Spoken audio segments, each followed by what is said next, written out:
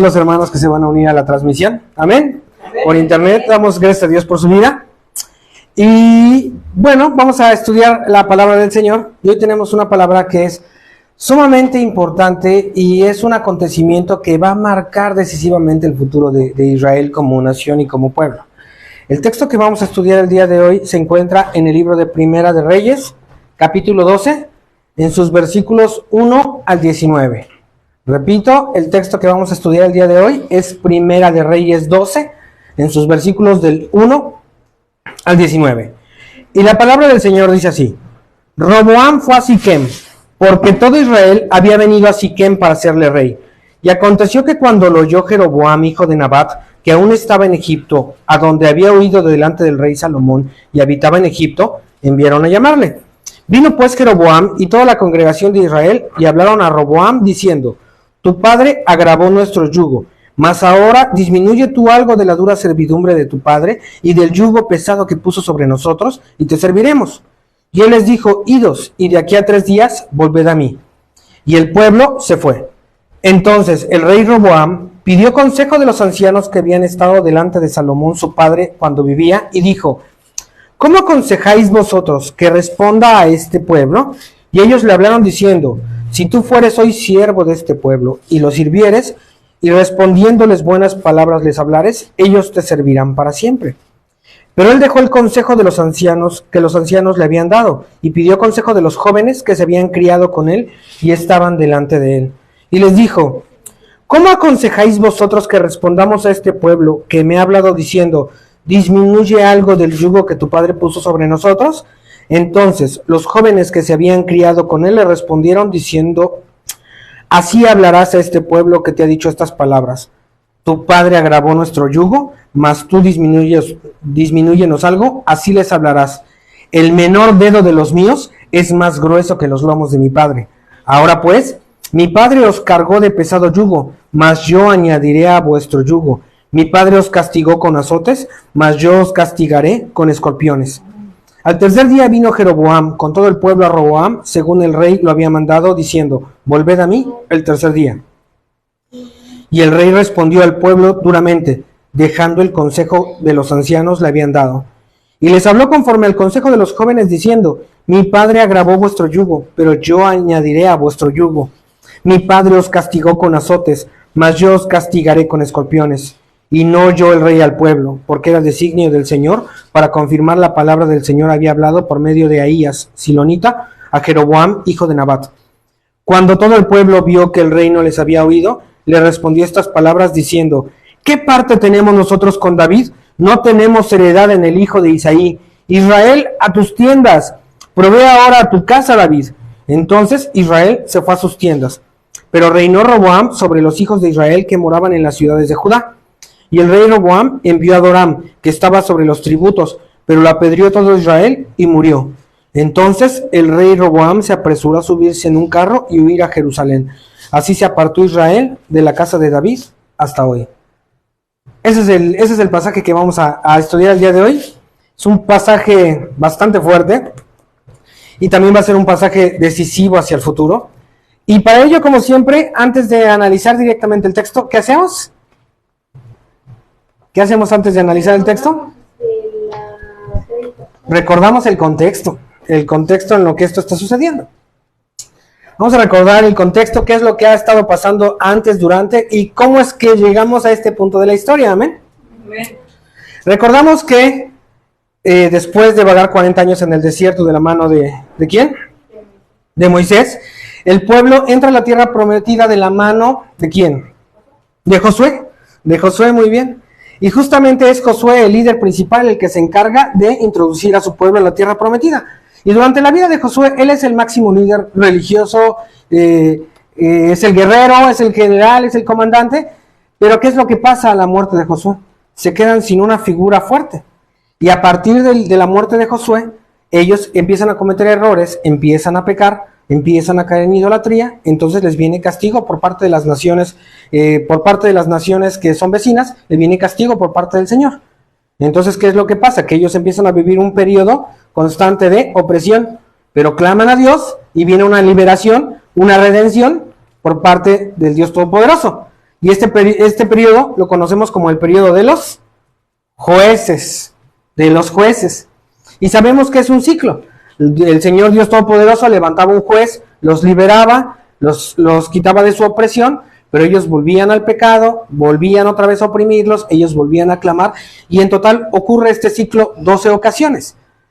Después de cuando pasa este ciclo de los jueces, el Señor Dios levanta a un profeta poderoso, que va a empezar a tener una comunicación directamente con el Señor, y él se convierte en la figura pues religiosa máxima de todo el país. Este profeta es el profeta Samuel, y Samuel precisamente hace las funciones de jueces. Aquí ya vamos en el libro de Samuel, ya hemos pasado rapidísimo desde el Deuteronomio, ¿no? Desde el Pentateuco, ya vamos ahorita en el libro de Samuel. Y entonces justamente Samuel es la figura máxima, él está cumpliendo el papel de los jueces, pero ¿qué es lo que pasa? Que los hijos de Samuel empiezan a abusar de su posición, empiezan a abusar, empiezan a tomar de las ofrendas, el pueblo se molesta y van con Samuel, ¿y qué le piden? Queremos, como todas las naciones, danos un... No, pero los hijos del sacerdote, ¿cómo se llama? De Samuel. ¿Los hijos de Samuel? No, era el sacerdote Eli. No, pero también los hijos de Samuel, y justamente pasa con los hijos de Samuel. Por eso es que los hijos de Samuel también piden, también abusan, y por eso es que el pueblo de Israel pide rey para ellos. Y dice, ¿sabes qué? Danos un rey.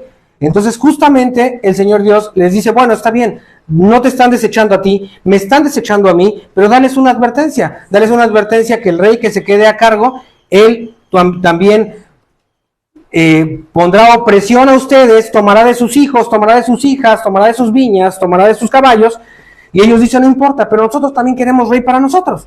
Y ellos, a partir de ese momento, el Señor Dios les designa el primer rey de Israel, ¿qué es? El rey Saúl.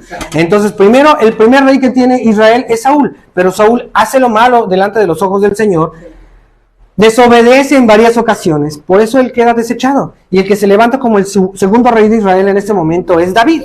David era un hombre valeroso, era un hombre fuerte, pero también era un hombre dado a la violencia. Es un hombre que logra la paz y logra la pacificación de Israel a través de hacer la guerra con todos sus vecinos.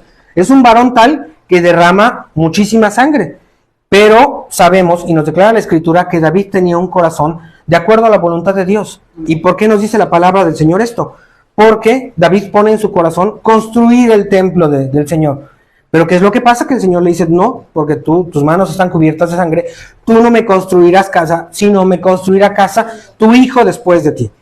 Pero ¿qué es lo que hace David? Que empieza él a juntar absolutamente todos los recursos necesarios. Él empieza a reunir y a convocar a todos aquellos que son diestros en la construcción, en la madera, en el tallado de piedras. Empieza a construir una gran cantidad de recursos, y justamente antes de morir David, nombra a su hijo Salomón como su sucesor. Durante algún breve periodo, David y Salomón ejercieron una especie de corregencia, porque recordemos que precisamente había problemas, sabía David que iba a haber problemas en la sucesión. Otros hijos de David también querían el trono para sí. Entonces, precisamente en vida, David nombra a Salomón.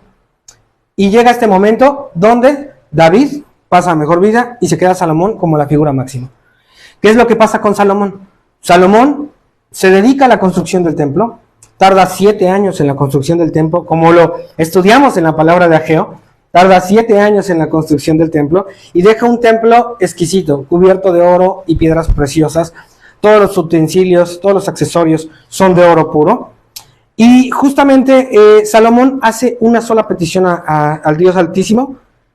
Cuando el Señor se le aparece 2 veces en su vida. En una de ellas le dice, ¿qué es lo que tú quieres? Y Salomón, ¿qué pide? Pide sabiduría para gobernar a un pueblo tan grande.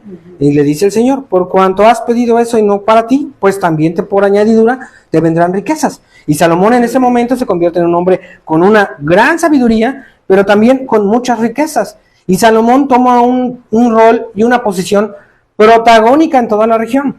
Él construye su casa, construye un palacio con los mejores materiales, también totalmente cubierto de oro, y toma 13 años en construirlo.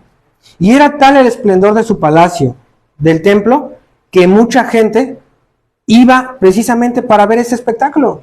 Y a eso le sumamos que él tenía una gran sabiduría y que le gustaba hablar. Muchas autoridades y muchos gobernantes de las naciones vecinas querían ir con él para escuchar su sabiduría y escucharlo hablar. Entre ellos sabemos que viene precisamente la historia de la reina de Saba. No sabemos su nombre, pero ella viene desde lo que hoy es Yemen, para escucharlo hablar. En ese entonces, este viaje precisamente del reino de Saba hacia Jerusalén tomaba 75 días de camino. Esto significa que la reina utilizó 75 días de ida, 75 días de regreso, simplemente para conocer a Salomón. Y nos declara la escritura que ella le vació su corazón todas las preguntas y obviamente difíciles que ella tenía, misterios de la vida que ella no podía resolver. Salomón se los declara. Y Salomón tenía un tal conocimiento que ella se queda completamente asombrada, y la fama del reino de Israel, de la prosperidad, llega hasta tierras muy lejanas. Israel en este momento hace vasallos a todos los pueblos, tiene como vasallos a todos los pueblos alrededor. Pero esto no es gracias a quizás Salomón que haya hecho la guerra. La labor, ¿recordamos quién la había hecho? David. David es el que hace la guerra, pero Salomón recibe los frutos y recibe esa ganancia. Entonces, precisamente el tener paz es lo que a Salomón le ayuda para hacer todas estas grandes obras espectaculares que nos narra la historia bíblica de manos de Salomón. Pero ¿qué es lo que pasa? Que como todos los seres humanos, ni toda la sabiduría, ni todas las riquezas, ni todo el oro nos va a evitar una cosa, que es la muerte. Y viene a través de eso la muerte de Salomón. ¿Y quién es el que va a estar destinado para gobernar en el lugar de Salomón? Es su hijo Roboam. Es justamente aquí, en este capítulo, donde vamos a comenzar la historia. Roboam realmente no lo conocíamos prácticamente antes de estos versículos. No conocíamos de él y realmente sabemos poco de su trasfondo, pero vamos a ir analizando entonces esta situación. Vamos, ahora sí regresamos al texto en su versículo 1. Roboam fue a Siquem, porque todo Israel había venido a Siquem para hacerle rey. Desde aquí, si usted sabe la cronología bíblica, desde aquí deberían de prendernos las alarmas. ¿Por qué Roboam, el sucesor de Salomón, tenía que ir a Siquem? ¿Sabe usted dónde está Siquem? Siquem es un poblado muy al norte, es un poblado muy céntrico de las 10 tribus del norte. ¿Cuál era el centro neurálgico, el centro de autoridad, el centro religioso del reino de Israel? ¿Cuál era la ciudad de David? Era Jerusalén. Entonces, precisamente, las 10 tribus tendrían que haber ido a Jerusalén a buscar precisamente a Roboam para entronizarlo, para hacerlo rey. Pero justamente lo convocan y lo mandan a Siquem. Desde aquí, algo suena que es extraño, que no está bien. Es como si el día de mañana al que el pueblo de México elija como presidente, le dicen, oye, pero para que tú quedes ya oficialmente como presidente tienes que venir, no sé, a Monterrey, ¿no? Tienes que venir a Monterrey para hacerlo oficial. Pues uno diría, ¿por qué? Si todo el centro, todo el procedimiento, el Palacio Nacional está en la Ciudad de México, ¿por qué tendría yo que ir al norte? ¿Por qué tendría que ir a Monterrey? Y es lo que está pasando. Le mandan a hablar a Siquem. Dice versículo 2, y aconteció que cuando lo oyó Jeroboam, hijo de Nabat, que aún estaba en Egipto, a donde había huido de delante del rey Salomón, habitaba en Egipto, enviaron a llamarle. ¿Quién es este Jeroboam? ¿Usted recuerda? Jeroboam era un siervo de la corte de Salomón. Era un siervo de Salomón, pero justamente al final de sus días recordará que Salomón se empieza a desviar su corazón de la atención del Señor. Salomón tiene en total 1000 mujeres, 700 esposas, 300 concubinas. Todas ellas eran de naciones ajenas y externas. ¿Y qué es lo que pasa? Que ellas tenían el culto y la adoración a dioses ajenos, a falsos dioses.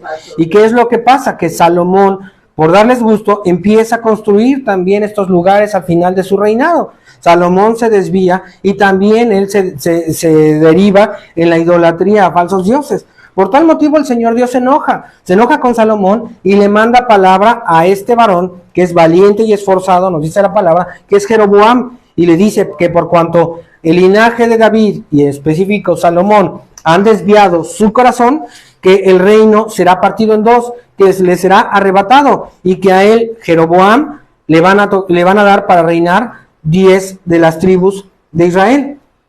Salomón se entera y cuando se entera, precisamente intenta asesinar a Jeroboam. Y Jeroboam, que está aquí en las escrituras, huye a Egipto. Justamente aquí es lo que pasa. Salomón muere, van a entronizar a Roboam. Entonces, ¿qué es lo que hacen las tribus del norte?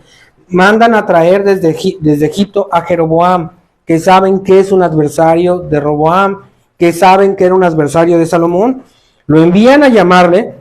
Y dice el versículo 3, continuamos, dice, vino pues Jeroboam y toda la congregación de Israel y hablaron a Roboam diciendo, aquí realmente el que toma la batuta es Jeroboam, que ya sabemos que es directamente, está en contra de Roboam.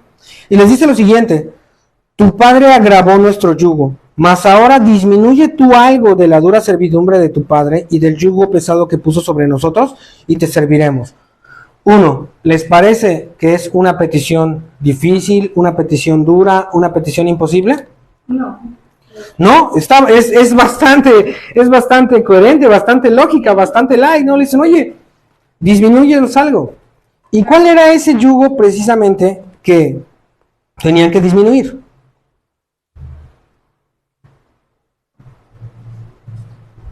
Bueno, hay que entender que es como toda gran obra que existe y que ha existido en la humanidad. ¿Cómo se construyeron las pirámides de Egipto? Esclavos. A través del sufrimiento de miles y quizá millones de personas, a través de esclavos. Salomón construyó el templo del Señor en 7 años. Construyó su palacio en 13. Construyó palacio para la hija de Faraón, que era una de sus 1000 esposas. Imagínense tener que mantener a 1000 mujeres, más toda la corte, más su ejército. ¿De dónde creen que salen todos los recursos? Las arcas del Señor. De las arcas del Señor, no. ¿Y cómo se construyen las arcas del Señor? A través de impuestos y a través del pueblo. Entonces vemos precisamente en Primera de Reyes, en su capítulo 5, en sus versículos 13 y 14, que precisamente se había levantado una leva obligatoria. ¿Qué es leva? Es un servicio obligatorio, donde usted realmente tiene que trabajar gratis para el gobierno.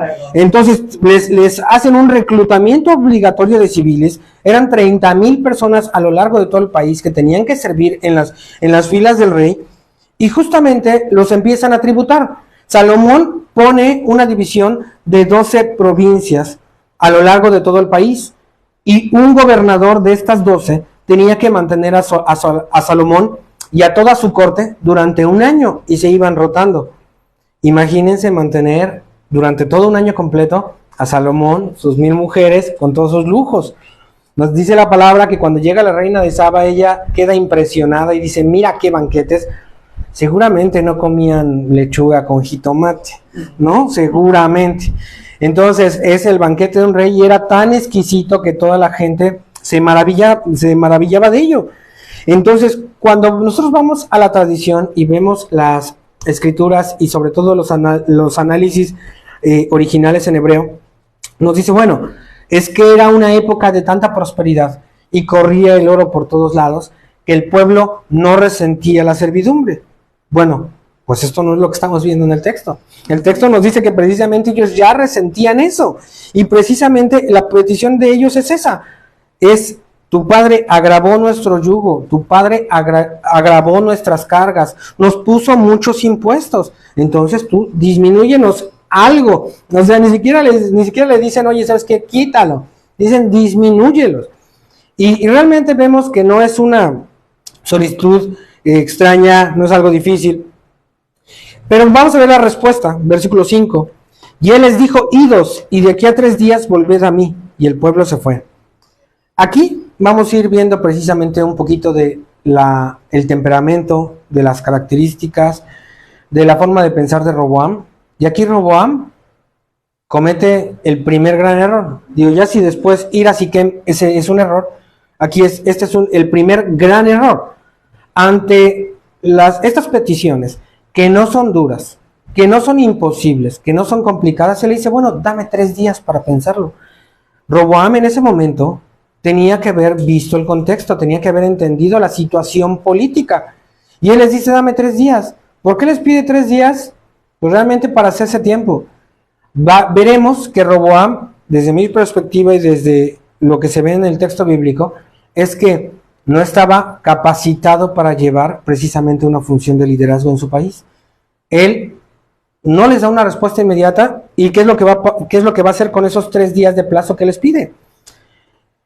Entonces el rey Roboam pidió consejo a los ancianos que habían estado delante de Salomón su padre cuando vivía y dijo, ¿cómo aconsejáis vosotros que responda este pueblo? Aquí Roboam empieza a pedir consejos a distintos actores a lo largo del país. Y los primeros que va es a los ancianos, a los consejeros de su padre, que ellos habían mantenido un país pues con riquezas, caminando, con paz, y es lógico que ellos conocían precisamente la dinámica de cómo llevarla con el pueblo, amén. Y ellos le responden, y ellos le hablaron diciendo, si tú fueres hoy siervo de este pueblo y lo sirvieres, y respondiéndole buenas palabras les hablares, ellos te servirán para siempre. Justamente eso es lo que nos dice la sabiduría de que podríamos darle consejo a un rey. ¿Sabes qué? Tú eres el siervo del pueblo. Háblales con buenas palabras. Pues sí, ellos tienen toda la razón. Sí. Disminuye el gravamen que tú tienes sobre ellos. Ayúdeme alguien, por favor. Proverbios 20:28. Cuando lo tenga listo, dice amén. Proverbios 20:28.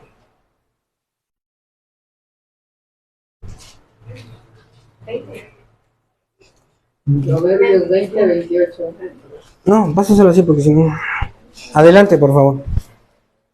No, está apagado, creo.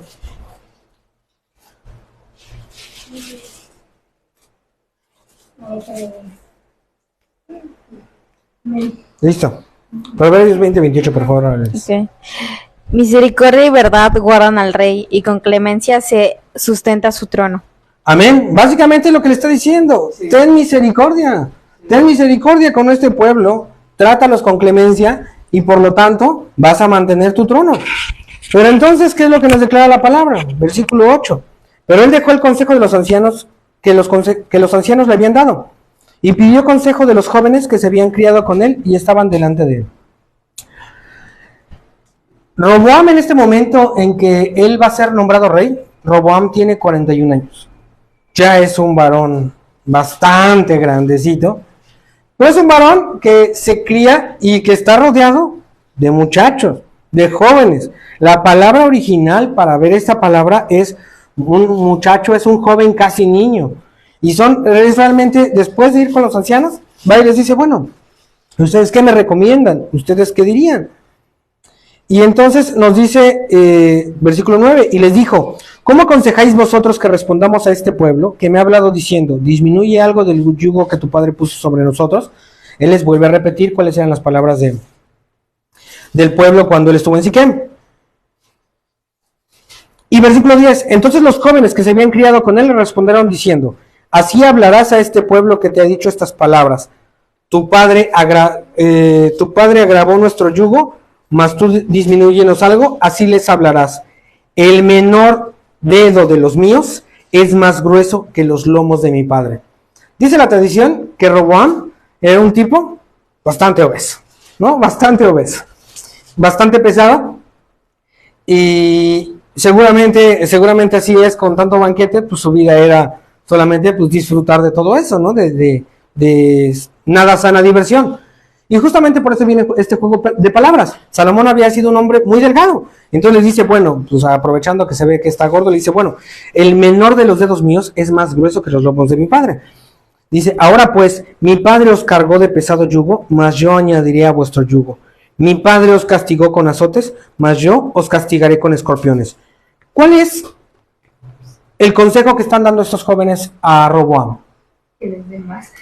Que les dé más que... Que les dé más deudas, más trabajo, más cargas.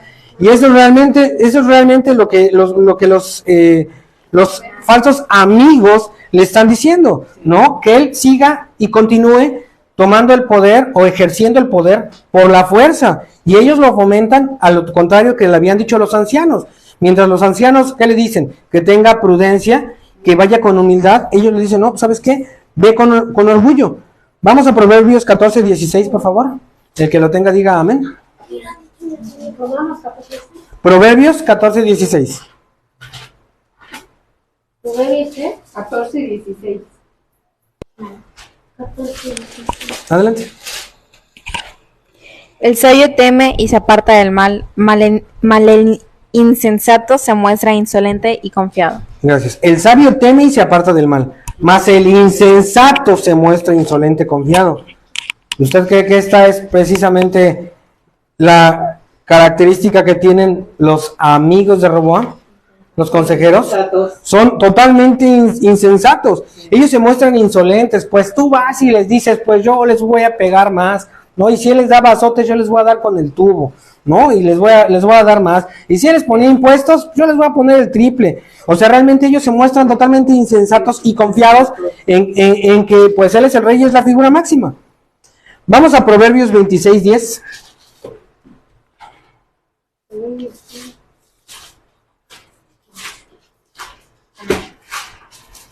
Adelante.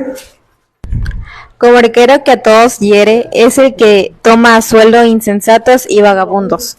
Amén. O sea, realmente, ¿qué es lo que pasa? O sea, los que tiene él por consejeros, por amigos, como su círculo más cercano, precisamente, o sea, tiene a un grupo de insensatos. ¿Y qué nos dicen los proverbios? Que es como arquero que a todos hiere. O sea, que es un tipo que va a terminar haciéndole daño a todo mundo, aunque no lo quiera, aunque no lo pida, ¿no? Porque realmente está rodeado de puros insensatos.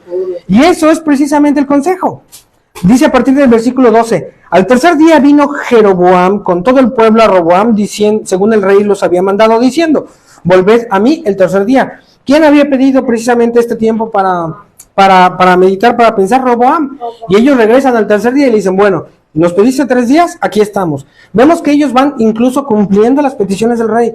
No vemos una situación hostil. No dice, no, respóndenos ahora mismo. No le dice, no te damos 3 días, te damos 1.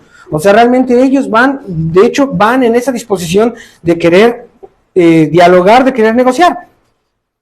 Y el rey respondió, versículo 13, y el rey respondió al pueblo duramente, dejando el consejo que los ancianos le habían dado. Versículo 14, y les habló conforme al consejo de los jóvenes, diciendo, mi padre agravó vuestro yugo, pero yo añadiré a vuestro yugo. Mi padre os castigó con azotes, mas yo os castigaré con escorpiones. ¿Por qué Roboam va preguntando a uno y otro el consejo? ¿Usted cree realmente que Roboam quería el consejo? ¿Cuántas veces no vamos haciendo lo mismo por la vida? O sea, queremos que nos declare, es que yo no sé qué hacer, y vamos con uno y con otro, hasta que esa persona nos dice lo que nosotros habíamos pensado. De tal manera que justificamos, dice, bueno, sí, es que si ella piensa igual que yo, entonces quiere decir que es lo correcto, es la confirmación, pero realmente entonces no estamos pidiendo consejo. Realmente ese tipo de dinámica solemos hacerlo cuando nos da miedo responsabilizarnos por nuestras acciones. Cuando nosotros necesitamos y somos muy dados a decir, bueno, es que fulanito fue el que me lo dijo que lo hiciera, entonces por eso lo hice. Es la dinámica de Roboam. Roboam en ningún momento está capacitado él para gobernar. No tiene absolutamente nada de diplomacia. Él no puede responder por sí mismo. En la primera entrevista con Siquem, no sabe medir los tiempos políticos, que algo malo está pasando. Recibe el consejo de los jóvenes, los insensatos, pero ellos tampoco ven que realmente el pueblo está así de rebelarse, porque ellos viven en una esfera totalmente alejada de la realidad. Ellos viven rodeados de lujos, rodeados de mujeres, tienen los banquetes más exquisitos. Pero ¿qué es lo que decía el pueblo? ¿Qué es lo que sentía el pueblo? El pueblo ya estaba cansado, estaba cansado de ser grabado con tanto impuesto. Y versículo 15, vamos a ver la consecuencia de esto. Y no oyó el rey al pueblo, porque era designio del Señor, para confirmar la palabra que el Señor había hablado por medio de Ahías Silonita a Jeroboam, hijo de Nabat. ¿Cuál era esa palabra? Precisamente este profeta es el que le había dicho a Jeroboam que por causa de la desobediencia de Salomón, se le serían entregadas 10 tribus. Entonces justamente el pueblo claramente no escucha al rey, ellos ya están cansados de mantenerlo. Versículo 16, y cuando todo el pueblo vio que el rey no les había oído, le respondió estas palabras diciendo, ¿qué parte tenemos nosotros con David? No tenemos heredad en el hijo de Isaí. ¿Qué le está diciendo aquí? Los están desconociendo totalmente, está diciendo, ¿sabes qué? Nosotros no somos carne tuya, no somos pueblo tuyo. Entonces, ¿qué diferencia? Cuando precisamente con la declaración que estas mismas 10 tribus le habían dado a David. Vamos a 2 de Samuel, capítulo 5, versículo 1, por favor. Sí. 1. Capítulo 5, versículo 1 de 2 de Samuel.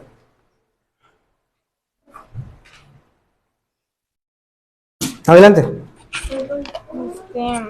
Vinieron todas las tribus de Israel a David en Hebrón y hablaron diciendo, henos aquí, hueso tuyo y carne tuya somos. Y vemos cómo precisamente es voluble el pueblo y la gente cuando, pues obviamente le conviene una situación. Con David, estas mismas tribus de Israel habían ido a este Hebrón y ¿qué le dijeron? Somos hueso tuyo y somos carne tuya, somos parientes, claro que sí, te queremos como rey. ¿Y qué es lo que pasa ahora con Roboam, con el hijo de Salomón? Le dicen, ¿qué parte tenemos nosotros con David? O sea, ¿qué? No es de mi familia, ¿de qué nos relaciona? Nada, ni lo conozco. Y dice, nosotros no tenemos heredad, o sea, aquí vuelven a reiterar, no tenemos familia, no tenemos parentesco, te desconocemos. Y justamente, ¿qué es lo que dicen ellos? Israel, a tus tiendas. Señores, vámonos de aquí, vámonos de aquí. Aquí, esto ya terminó. ¿Y qué le dicen al final? Dicen, provee ahora en tu casa, David. Entonces Israel se fue a sus tiendas.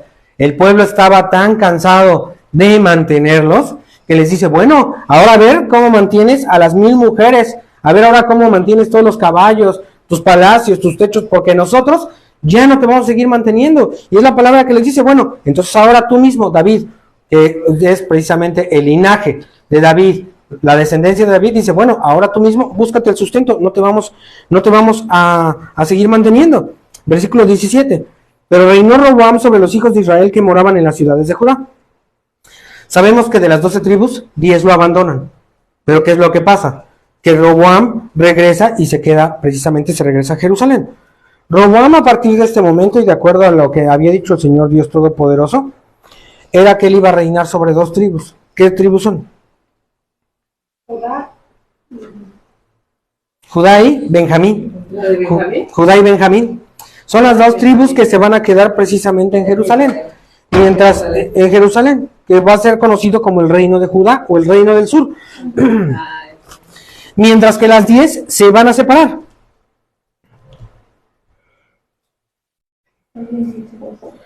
(18) Y el rey Roboam envió a Adoram, que estaba sobre los tributos, pero lo apedreó todo Israel. ¿Sabe usted quién era este Adoram?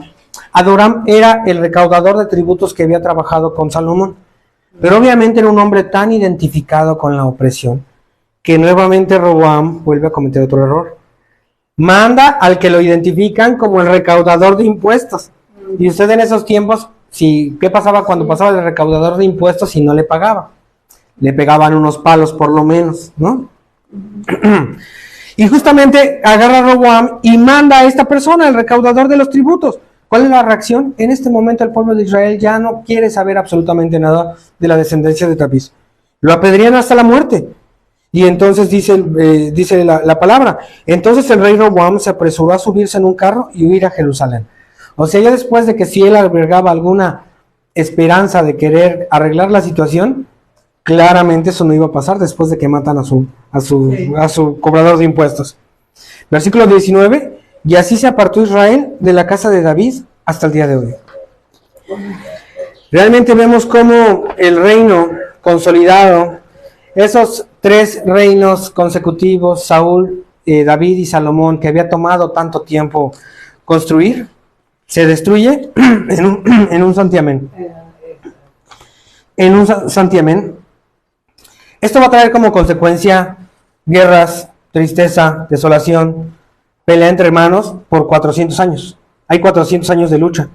Y sabemos que a partir de este momento el reino del norte va a escoger a su propio rey. Amén. Así es. Y el reino del sur, a partir de este momento vamos a empezar a ver las historias paralelas a través de los libros de Reyes y de Crónicas.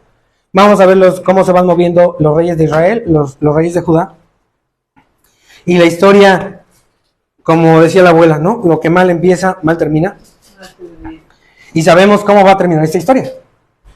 El escritor bíblico en Reyes nos va a ir dando la radiografía de cada uno de ellos y nos dice, e hizo lo bueno delante del Señor, o hizo lo malo delante del Señor. Vamos a ver que de los reyes de Israel no hay uno solo que haya hecho lo bueno ante los ojos del Señor. ¿Y cuál es la consecuencia? Que viene la cautividad. Son los primeros en sufrir la cautividad. El reino del sur todavía se defiende un poquito más, tiene algunos vistazos, tiene algunos reyes muy buenos, como Josías, y eso les da un poquito más, pero a final de cuentas el fin es el mismo, que lo hemos estado estudiando. Viene la cautividad al final de cuentas, ¿no? Específicamente en el caso de Roboam, como lo dijimos, no tenía una preparación tal como para ser un rey. ¿Y qué es lo que pasa? Él, en su reino, cuando él se regresa al sur, él trata de tomar por la fuerza, arma un ejército y dice, ¿sabes qué? Voy a hacer que por la fuerza esas 10 tribus regresen. El Señor Dios manda una palabra directamente al comandante del ejército y dice, no lo hagas, no ataques a tus hermanos, porque eso no es agradable. Y esto ya estaba escrito.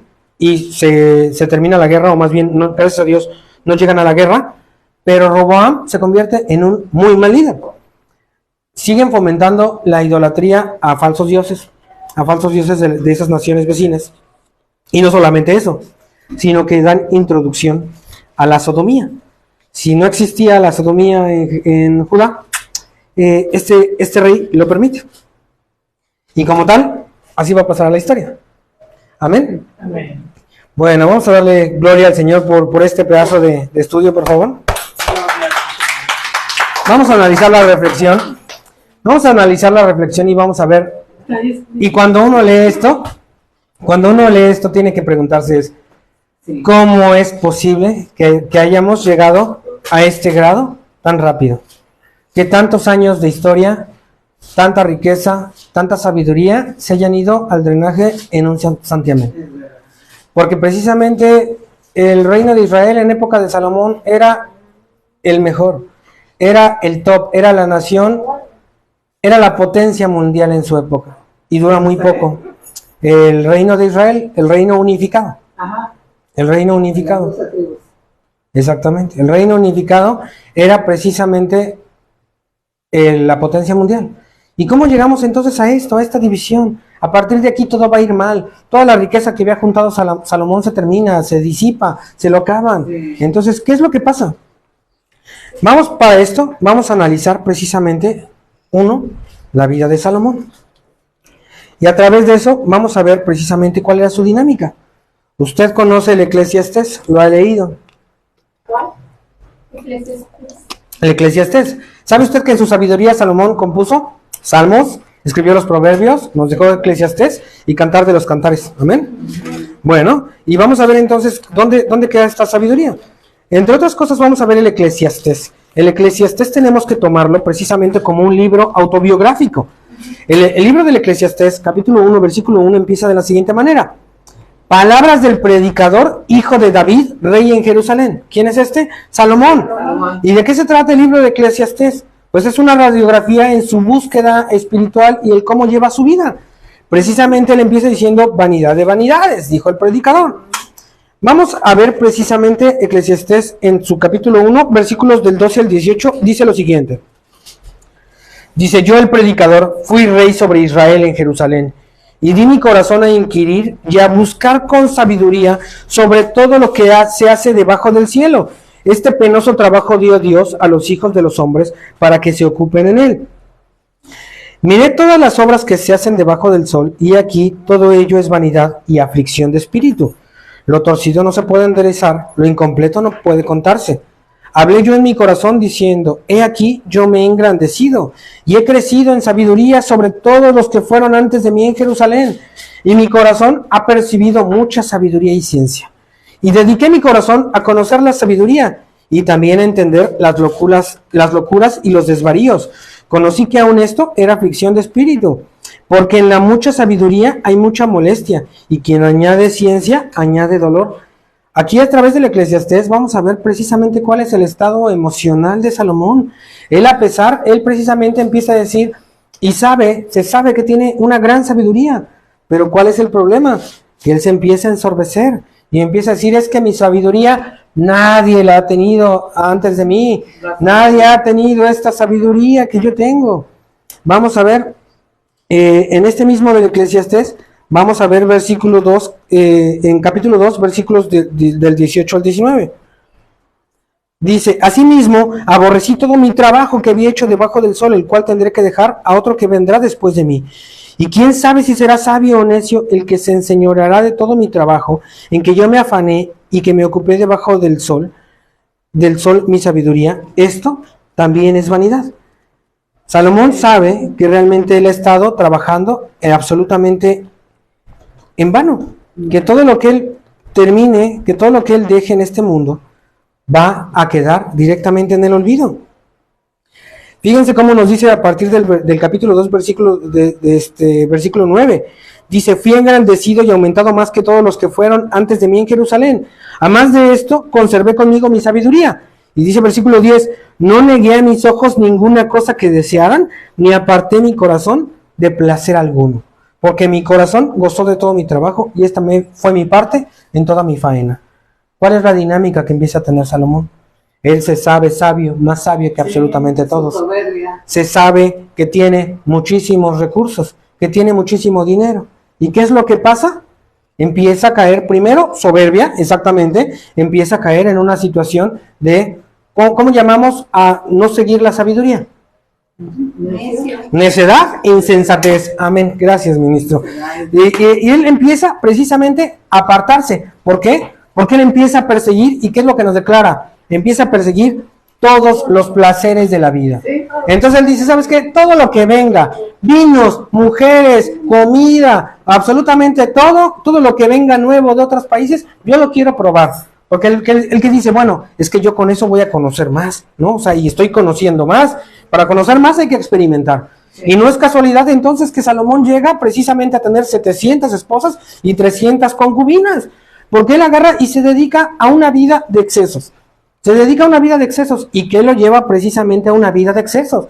¿De qué le servía toda esa sabiduría? Cuando llega un momento donde ya no lo pone en práctica.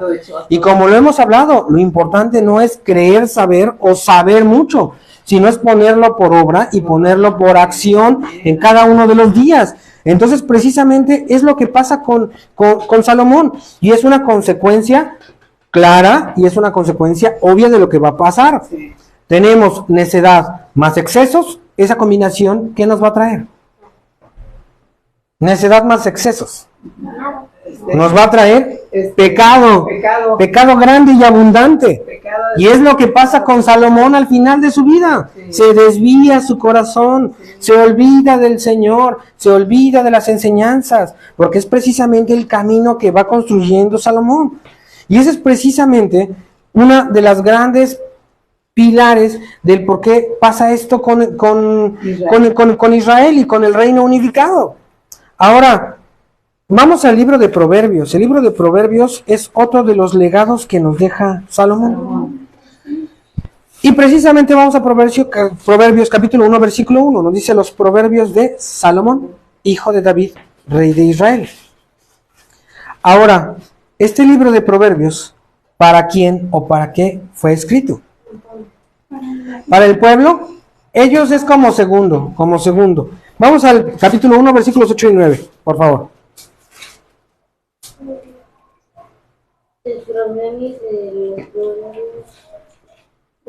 Sí, ahí lo tienes, capítulo 1, versículos 8 y 9.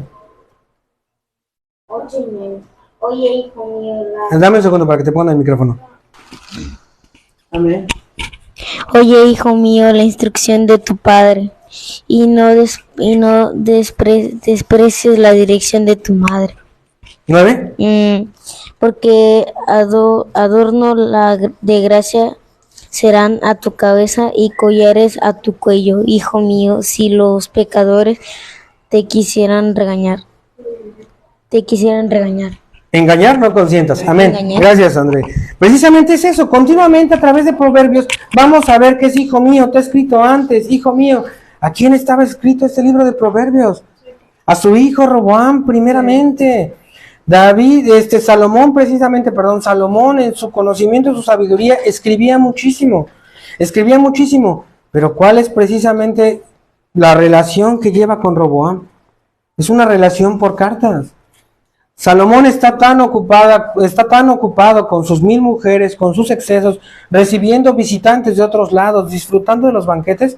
¿Y su hijo? ¿Cómo era su relación? Ya no era buena la relación. No era buena, es que no existía. No existía realmente. Estaba totalmente partida. Sí. O sea, estamos viendo precisamente cómo se unen los posibles frentes de acción de Roboam con Proverbios que escribió su padre. ¿No? Dijimos, y el sustento del rey es la misericordia, ¿no? Y el insensato, el que se rodea de insensatos. Todos esos versículos que estamos estudiando, los estamos sacando de Proverbios, del conocimiento y de la sabiduría de Salomón. Sí. Y Roboam no lo sabía. O sea, realmente jamás hubo una dinámica y un conocimiento de que padre e hijo se sentaran. Cuando Salomón, él estaba en su corte y estaba ministrando y estaba hablando a las naciones contiguas, su hijo no estaba a su lado para recibir esa instrucción. El que no tiene, precisamente el de los únicos que no reciben esa instrucción es su hijo, porque Salomón jamás lo pone a su lado, jamás lo lleva a que conozca y que aprenda precisamente de esos consejos que él está dando a otras personas. Y muchas veces así somos, y somos como padres, somos muy buenos dando consejos, muy buenos opinando, pero ¿qué cree? Que no lo aplicamos en la casa, no lo aplicamos con nuestros propios hijos. Y lo que estamos viendo el día de hoy es la consecuencia de una mala relación entre padre e hijo, entre un padre soberbio que efectivamente podría tener mucho conocimiento, podría tener mucha sabiduría, pero a sus hijos no les llegaba. Tenía una relación por cartas.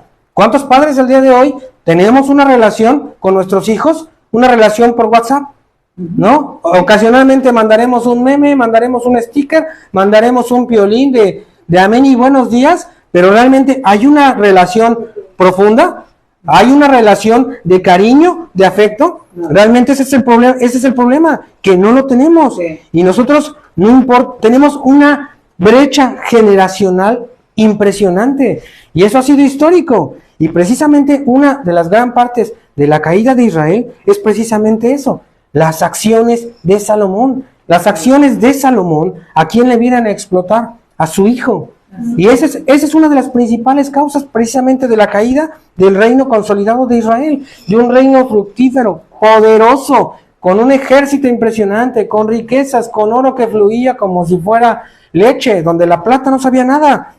Es gracias a las consecuencias del padre que destruye todo el legado. Pero claro, también aquí tenemos que ver la parte de Roboam. Como hijo, él tampoco nunca se acercó a decirle, oye padre, quiero tú que me enseñes cómo haces tu trabajo. En esas audiencias él tampoco nunca fue y nunca se sentó para allá, ¿no? Sí. Vemos precisamente las amistades con las que está rodeado Roboam, que son jovencitos insensatos.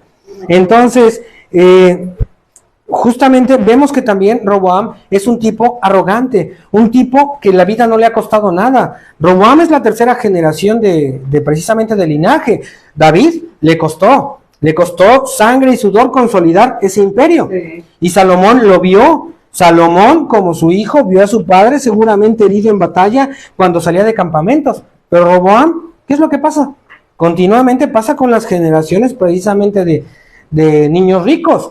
Es un chavito que nace teniéndolo absolutamente todo, los mejores banquetes, todos los lujos, está en cuna de oro, totalmente blindado. ¿Y qué es lo que pasa? Que es justamente esta generación, la tercera generación y la generación de Roboam, que pierde contacto directo con la realidad. Roboam ya no conoce al pueblo, ya no lo sabe. Él cree que el pueblo tiene la obligación de seguirlo. Él cree que el pueblo tiene la obligación de aguantarse absolutamente todo. Y esa es precisamente la combinación que viene a destruir un gran imperio. Las acciones del padre más la arrogancia del hijo. Ahora, ¿cómo es posible cuando nosotros vemos esto, que Roboam sea tan arrogante, tan ignorante, tan insensato teniendo un padre tan sabio? Primero ya lo vimos, lo que nos dice la palabra y lo que vemos precisamente con la evidencia bíblica sin haber nacido en ese entonces, es que ellos no tenían una relación. Y claramente creo que es así, ¿no? Salomón, dado a los excesos y todo lo que se le puso enfrente, no se dijo que no. O sea, claramente su hijo no ocupaba una de sus prioridades en la vida. Pero, ¿qué más podríamos pensar nosotros de la educación de Roboam? Hay uno de los teólogos que abordan ese tema y dicen que precisamente para el nacimiento o para la formación de un hijo sabio, generalmente no basta con un padre sabio, sino una madre sabia. Amén. Pero, ¿cuál es el tema? ¿Cuál era la madre de Roboam? ¿Quién era la madre entre sus 700 esposas y 300 concubinas? ¿Quién era la madre de Roboam? La madre de Roboam era Naama y era una amonita. ¿Usted sabe quiénes son los amonitas? Los amonitas son los descendientes de Lot. ¿De Lot? De Lot. ¿Recuerda cómo precisamente viene la descendencia de Lot? ¿Cómo viene la descendencia de Lot? Cuando huyen de... Se meten en una cueva y sus hijas. Esa generación queda totalmente... Se mete una con otra. Exactamente, con el padre, cuando lo ponen ebrio. El papá después de la... son los sobrevivientes de ¿cómo se llama? De Sodoma y Gomorra. Es correcto. Entonces, justamente, son los descendientes de Lot. Y los descendientes de Lot son ¿quiénes? Los sodomitas. Los sodomitas. No es casualidad que a partir de este momento, Roboam, hijo de una amonita, que son de los sodomitas, empiezan a practicar en el reino la sodomía. De ahí viene el término. Y precisamente por ahí venía la advertencia del Eterno, de Dios Todopoderoso, a que no debían tomar mujeres de otras tribus, porque eso los llevaría a desviarse y llevar a una adoración a los falsos dioses. Y es lo que pasa. Roboam tiene la peor mezcla que se puede fabricar, tomando en cuenta las advertencias que el Señor Dios ha hecho precisamente a su pueblo. Ahora, ¿qué podemos decir? O sea, si Salomón, teniendo toda la sabiduría, teniendo toda la riqueza, destruyó un reino fructífero, echó a perder a sus hijos, teniendo todo ese dinero, esa plata, ¿qué diremos entonces? ¿Que estamos perdidos? Que pues, si él que tenía todo el dinero no pudo, pues yo que no tengo esas riquezas, pues menos. ¿No? Porque somos diácono. Somos hijos del Altísimo por medio de la sangre que nos compró.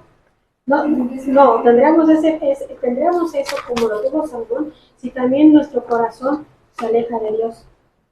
Es correcto. Pero y esa es precisamente una de las advertencias. Muchas veces, y lo hemos platicado como iglesia, creemos precisamente en estas doctrinas fáciles, el de salvo siempre salvo, y creo que ya, pues una vez acepté a Jesucristo en mi corazón, y eso basta, y voy a la iglesia los domingos, y levanto mis manos, y digo amén, y listo, y en toda la semana soy exactamente el mismo. Pero puede venir precisamente eso que nos comenta la hermana Susana, que nosotros nos vayamos enfriando y nos vayamos apartando de la voluntad del Señor. Y Salomón es el ejemplo claro de eso. Sí. Pero no solamente eso, imagínense, si nosotros, cada uno en lo individual podemos caer, imagínense nuestros hijos. Que precisamente, ¿quiénes actúan? Nuestros hijos suelen actuar como Roboam. Vienen y nos preguntan, oye, papá, abuela, tía, primo, ¿qué me recomiendas? Y uno les dice la mejor recomendación pensando en su bien. Y después van con el amigo, con los amiguitos. ¿Tú qué me recomiendas? Pues hazlo, la vida es corta. ¿Y saben qué? Pues ¿a quién terminan haciendo la culpa? ¿A quién terminan siguiendo los jóvenes? Pues a los amiguitos, porque al final de cuentas piensan igual, sí. Y porque cometen el mismo error de Roboam. Sí. Ellos van pidiendo un consejo, pidiendo nada más que alguien les diga sí, ¿no? Sí, hazlo, para confirmación. Sí. Vamos a ver el Deuteronomio 6. en el Deuteronomio capítulo 6, versículos 1 al 8. Dice, esto pues son los mandamientos, estatutos y decretos que el Señor vuestro Dios mandó que os enseñase, para que los pongáis por obra en la tierra a la cual pasáis vosotros para tomarla, para que temas al Señor tu Dios, guardando todos sus estatutos y sus mandamientos que yo te mando. Tú, tu hijo y el hijo de tu hijo, todos los días de tu vida, para que tus días sean prolongados. Dice a partir del versículo 3, oye pues, oh Israel, cuida de ponerlos por obra, para que te vaya bien en la tierra que fluye leche y miel, y os multipliquéis como te ha dicho el Señor, el Dios de tus padres. Oye Israel, el Señor nuestro Dios, el Señor uno es, y amarás al Señor tu Dios de todo tu corazón y de toda tu alma y con todas tus fuerzas. Este es el Shema Israel, el famoso Shema que pronuncian los judíos. Y dice 6, y estas palabras que yo te mando hoy estarán sobre tu corazón y las repetirás a tus hijos y hablarás de ellas estando en tu casa y andando por el camino y al acostarte y cuando te levantes. Esta es la palabra del Señor. Y esta tendría que ser la dinámica de nosotros, cómo tendríamos que perseguir las enseñanzas de la Escritura. Cómo nosotros tendríamos, no solamente basta que usted sepa de la Escritura, tiene usted que transmitirlo con sus hijos. ¿Lo transmitimos en casa? Nos sentamos precisamente estando en casa, como nos declara la palabra. ¿Las repetirás a tus hijos estando en casa? ¿Lo hacemos de esta manera? No. Generalmente no. Y realmente viene precisamente esta advertencia en Deuteronomio 6. Si nosotros educamos a nuestros hijos en el temor de Dios, en la Escritura, nos va a ir bien. Pero no solamente no nos va a ir bien a nosotros, les va a ir bien a ellos, porque van a tener buenas bases, porque van a poder defenderse en un mundo que cada día es más complicado. Así es. ¿Usted cree que el Señor Dios esté interesado en familias? ¿Usted cree que el Señor Dios esté interesado precisamente en esas relaciones generacionales que vienen divididas, que vienen partidas, que vienen destruidas desde hace muchísimos años? ¿Usted lo cree? ¿Usted cree? Sí. Yo también lo creo. Salmo 127. Si el Señor no edificare la casa, en vano trabajan los que edifican. Si el Señor no guardare la ciudad, en vano vela la guardia. Por demás es que os levantéis de madrugada y vayáis tarde a reposar, y que coméis pan de dolores, pues que a su amado dará Dios el sueño.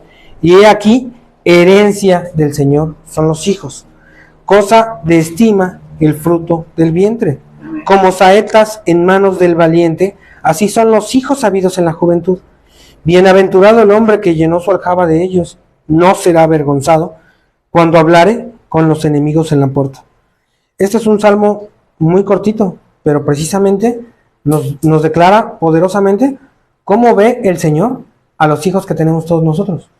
¿De quién son herencia? De Él. Porque precisamente el Señor Dios Todopoderoso está interesado no solamente en rescatar personas en lo individual.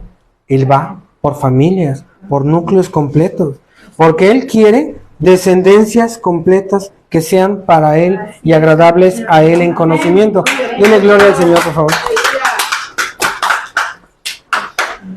Vamos a Lucas capítulo 1, versículo 17. Cuando lo tenga, dígame. Lucas capítulo 17. Capítulo 1, versículo 17.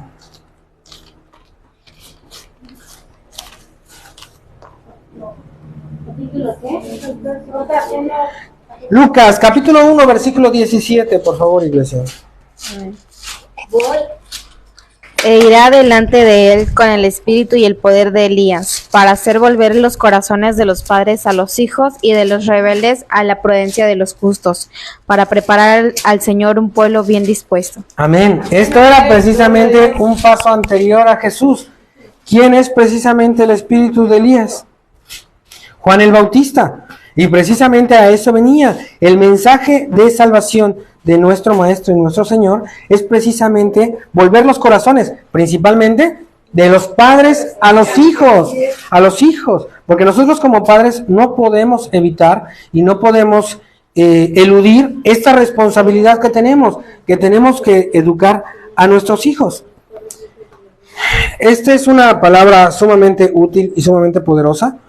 A partir de esta semana vamos a implementar una dinámica que se conoce como altar familiar. El altar familiar es un escenario, es un pequeño servicio que llevamos en nuestras casas, pero que nosotros vamos compartiendo la palabra de Dios en un escenario y en el seno familiar, en confianza. Y claramente nosotros como padres tenemos que tomar ese rol de sacerdotes, ese rol de la autoridad moral, espiritual de nuestra casa.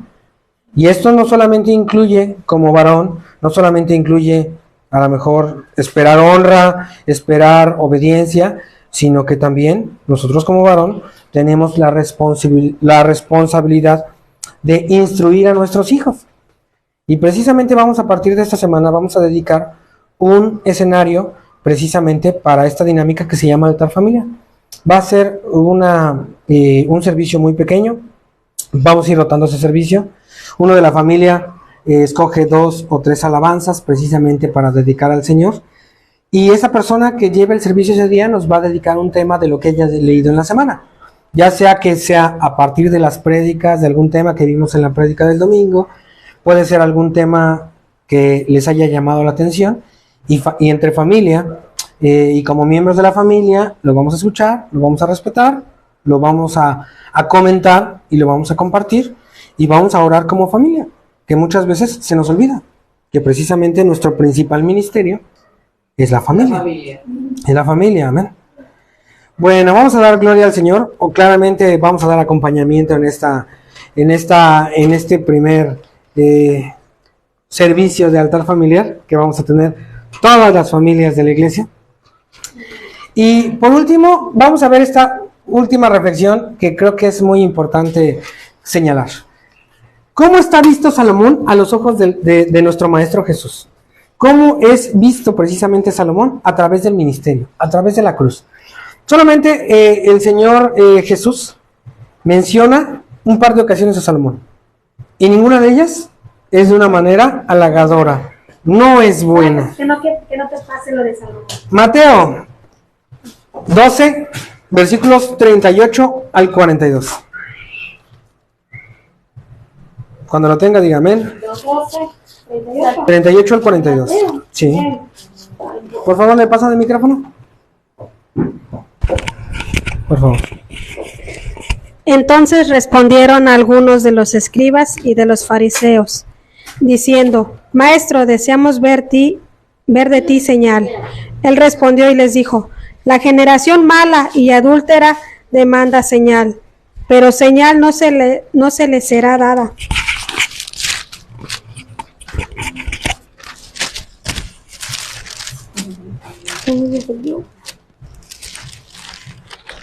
Perdón, se me perdió. Se le perdió, sí iba súper bien. Pero es que aquí está. No. ¿Cuál era? Es 12 del 38 al 42. Es que se voló acá. Él respondió y les dijo: La generación mala y adúltera demanda señal, pero señal no se le será dada sino la señal del profeta Jonás. Porque como estuvo Jonás en el vientre del gran pez 3 días y 3 noches, así estará el Hijo del Hombre en el corazón de la tierra 3 días y 3 noches. Gracias, Señor. Los hombres de Nínive se levantarán en el juicio con esta generación y la condenarán, porque ellos se arrepintieron a la predicación de Jonás, y he aquí más que Jonás en este lugar. La reina del sur se levantará en el juicio con esta generación y la condenará, porque ella vino con los fines de la tierra para oír la sabiduría de Salomón. Y he aquí más que Salomón en este lugar. Amén. Dice, ella vino de los fines de la tierra para oír la sabiduría de Salomón. Sí. Y he aquí más que Salomón en este lugar. Sí. La reina del sur, la reina de Saba. Lo dijimos al principio. Sí. Hizo un recorrido, invirtió 150 días solamente para poder entrevistarse con Salomón. Imagínense dedicar medio año solamente a un propósito. Era que realmente ella estaba muy interesada.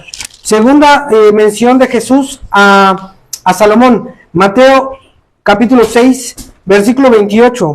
Dice, precisamente el Señor está hablando del Señor y las riquezas. No os afanéis. Dice, versículo 27. ¿Y quién de vosotros podrá, por mucho que se afane, añadir a su estatura un codo? Y por el vestido, ¿por qué os afanáis? Considerad los lirios del campo, cómo crecen. No trabajan ni hilan, pero os digo que ni aun Salomón con toda su gloria se vistió así como uno de ellos. Eso realmente son las dos menciones de nuestro Maestro Jesús acerca de Salomón. ¿Y por qué cree que les pesaba tanto?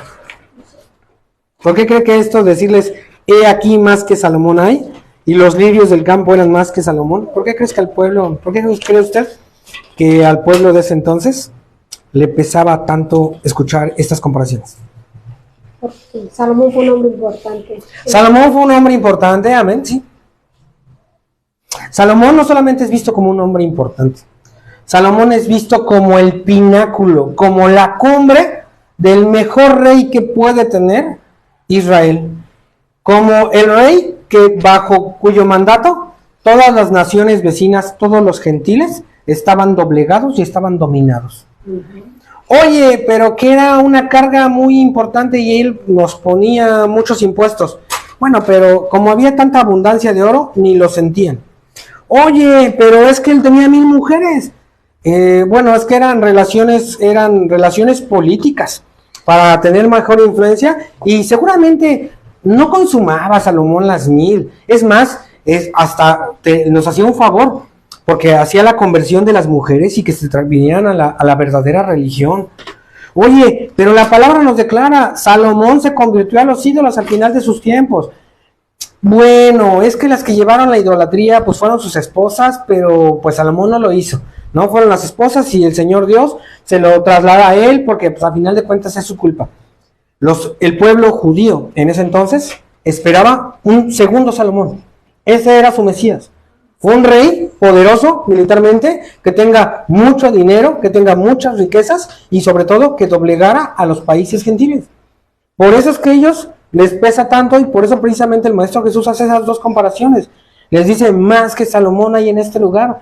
Porque ellos están esperando un varón imperfecto. Nosotros sabemos que si dependemos de un varón, si fijamos nuestra vista en un hombre, siempre nos va a fallar. Porque todos somos pecadores, somos imperfectos. Esta semana hay un tema en internet de un pastor que descubrieron que se está divorciando de su esposa y que era su segunda esposa. Entonces ahorita lo quieren linchar, se sientan engañados. Entonces, durante muchos años ha sido un pastor sumamente importante y ha sido un pastor sumamente mediático. Pero ¿sabe cuál es el problema? El problema es fijar la vista en hombres. No hay pastor, no hay apóstol, no hay profeta, no hay líder que sea perfecto. No hay absolutamente nadie que no peque y que no se equivoque. Y es justamente esa la señal que nos deja Salomón. El hombre más sabio del mundo no alcanza siquiera a compararse con la sabiduría del Maestro Jesús. Amén. Amén. Gloria al Señor. Damos un aplauso. Pónganse de pie, por favor. Vamos a terminar con el servicio del día de hoy.